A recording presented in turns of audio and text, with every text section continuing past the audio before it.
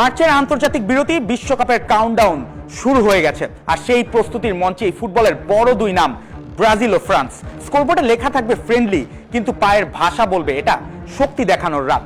দুই জার্সি, দুই দল, দুই মহাদেশ, দুই ফুটবল দর্শন, আর মাঝখানে একটাই বল, কিন্তু সেই বলকে ঘিরেই জমবে আধিপত্যের মহড়া।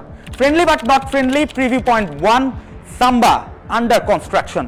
ব্রাজিলের নাম শুনলেই চোখে ভাসে ছন্দ, রং, কল্পনা আর 5 তারার সিলমোহর। কিন্তু সাম্প্রতিক সময়ে সেই ব্রাজিলকেই যেন পুরোপুরি পাওয়া যায়নি। কনমেবল অঞ্চলে 5ম স্থানে শেষ করা দলটার গায়ে ব্রাজিল জার্সি থাকলেও খেলায় ছিল না সেই চেনা ডমিনেশন। তাই এখন এই দলের দায়িত্ব পড়েছে কার্লো আনচেলত্তির কাঁধে। তারকার ঝলক থাকলেও ব্রাজিলের পেছনের দেয়ালে ফাটল আছে। গ্যাব্রিয়েল মাগালহেস নেই, অ্যালিসন নেই, আলেক্স সান্দ্রো নেই। মানে ব্রাজিলের ডিফেন্সে শুধু অনুপস্থিতির তালিকা নয়, সেটা এক ধরনের অ্যালার্ম। তার উপর এমন এক ফ্রান্সের বিপক্ষে যারা সামান্য ফাঁককেও মহাসড়কে বদলে দিতে পারে। ব্রাজিলের সামনে তাই কাজ দুটো, আক্রমণে আগুন আর পেছনে আতঙ্ক নিয়ন্ত্রণ। Friendly but not friendly, preview point 2, Les Bleus in cruise control. France বাছাই পর্বে প্রায় নিখুঁত। সাম্প্রতিক ম্যাচগুলোতে ধারাবাহিক আর পুরো ইউনিট এমন ভাবে গড়া, দেখলে মনে হয় প্রত্যেকে জানে কোথায় কখন দাঁড়াতে হবে। দেশমের দল চোখ ধাঁধানো ফুটবল সব সময় খেলে না, কিন্তু তারা জানে কখন ম্যাচের গলা চেপে ধরতে হয়। ইউক্রেনের বিপক্ষে 4 গোল, আজারবাইজানের বিপক্ষে 3 গোল, আর সব মিলিয়ে অপরাজিত ছন্দ। ফ্রান্স এখন এমন এক দল যারা গতি বাড়ায়ও হিসাব করে, আবার থামায়ও হিসাব করে। Friendly but not friendly, preview point 3, no Neymar new noise. এই উইন্ডোতে ব্রাজিল ফোর্টের সবচেয়ে বড় শিরোনাম নেইমার নেই।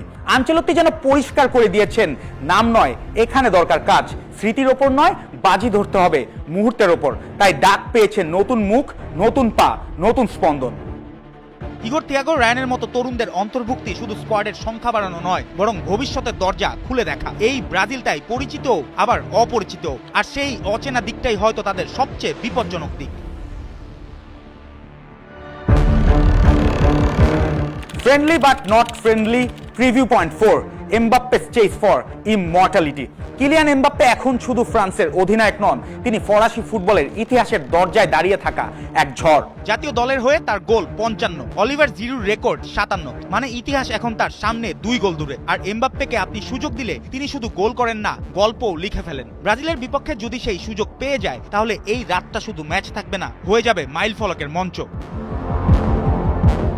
Friendly but not friendly, preview point 5, the Vini effect.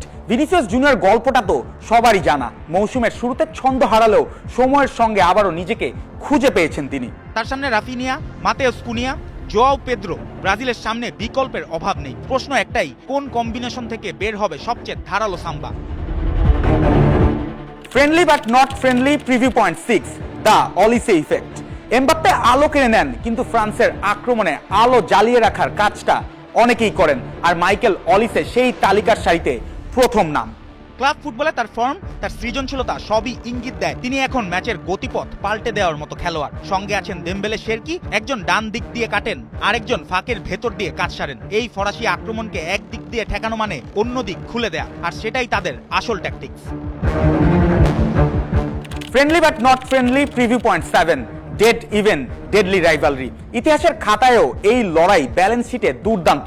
Brazil জিতেছে 6 বার, ফ্রান্সও 6 বার।